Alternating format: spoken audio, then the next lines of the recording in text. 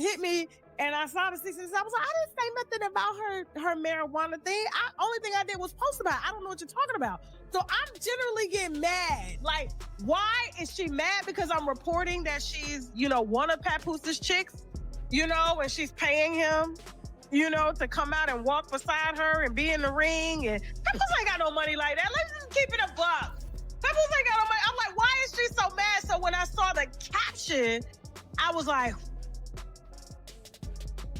The internet didn't just wake up, it detonated. The moment Tasha K hit record, what had been casual gossip suddenly felt like a carefully hidden story finally breaking free, and all it took was one sentence, one of Papoose's chicks. Timelines caught fire instantly, and chaos spread across social media faster than anyone could process. But what made it even more explosive was the sense that this wasn't random. Insiders hinted it could have been planned, timed, and far deeper than anyone expected. Within minutes, fans and followers turned into amateur detectives, piecing together screenshots, blurred receipts, and deleted captions that mysteriously resurfaced. Whispers of a voice memo began circulating, a recording that was never meant to be heard. On it, a woman's voice trembled with emotion, while a man's low, controlled tone warned her to stay quiet, and one chilling line stood out above the rest: "Not before the fight." The combination of secrecy, timing, and raw emotion sent shockwaves through every corner of the internet, leaving fans both terrified and obsessed, analyzing every detail for clues, and turning what started as a single sentence into a full-blown social media frenzy that no one could ignore. that is not true. To my knowledge, Claressa hasn't smoked any weed. To my knowledge, Papoose didn't give her any weed. And so that was damaging, right? And so I apologize for that, Claressa, and apologize that came out on my platform. And so we have since changed the caption to something that was directed at what was in the content. And I told my team, don't be adding nothing extra. Don't be adding nothing, I know you messy. That's why I hired y'all, but don't add nothing extra, because then it costs me extra. And then I got to pay these lawyers, and these lawyers be $600 an hour. That's when people realized this wasn't just messy drama, it was strategy. For years, Papoose had carefully built an image that felt untouchable. Loyalty, respect, consistency. That was his brand. On the other side, Claressa Shields wasn't just winning in the ring, she was dominating life with discipline, focus, and zero distractions. Together, they looked like the embodiment of control and loyalty combined. But behind the polished image, something wasn't adding up. The first real crack didn't happen online, it happened in private. Sources claimed Claressa had begun noticing small, subtle changes, missed calls that didn't make sense, late-night work that felt different, a phone that was suddenly always face down. At first, she ignored it. Champions don't panic, they calculate.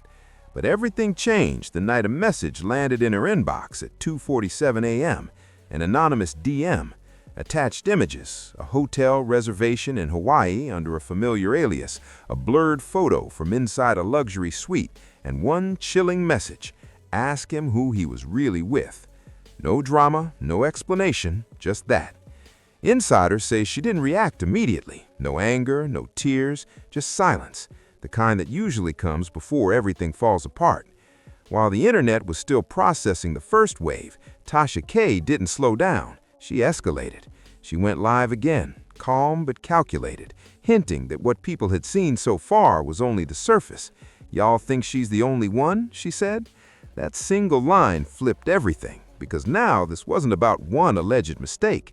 It started to look like a pattern, a hidden reality running quietly in the background.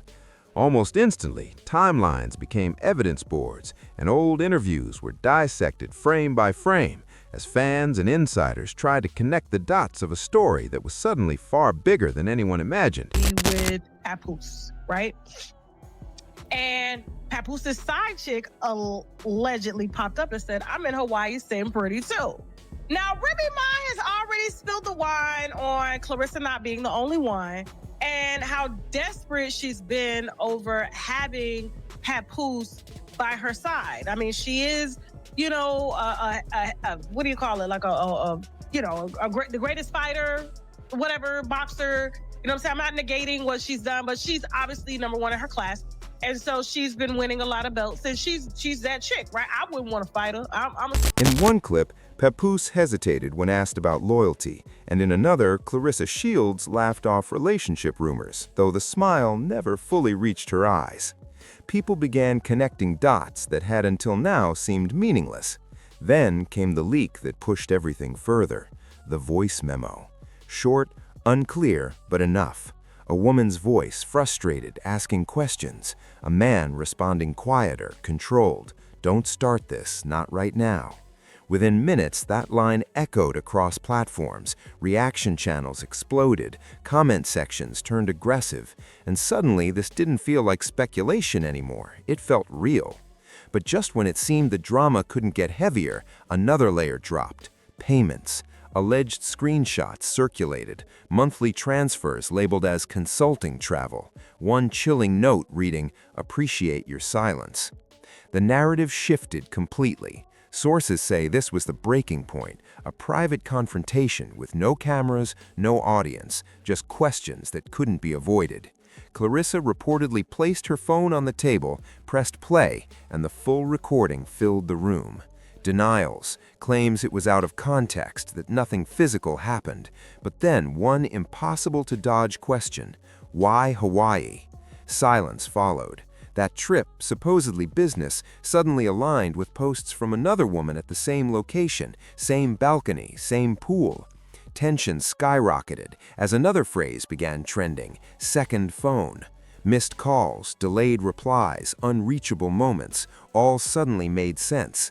Fans zoomed in on old photos, rewatched interviews, piecing together a pattern that felt calculated, controlled, consistent.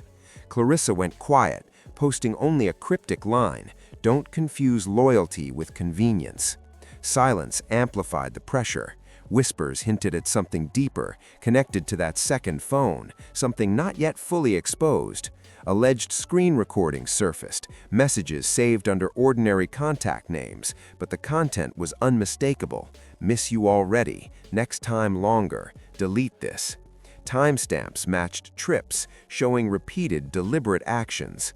Then Tasha K went live, staring into the camera, pressing play, and the recording left no doubt.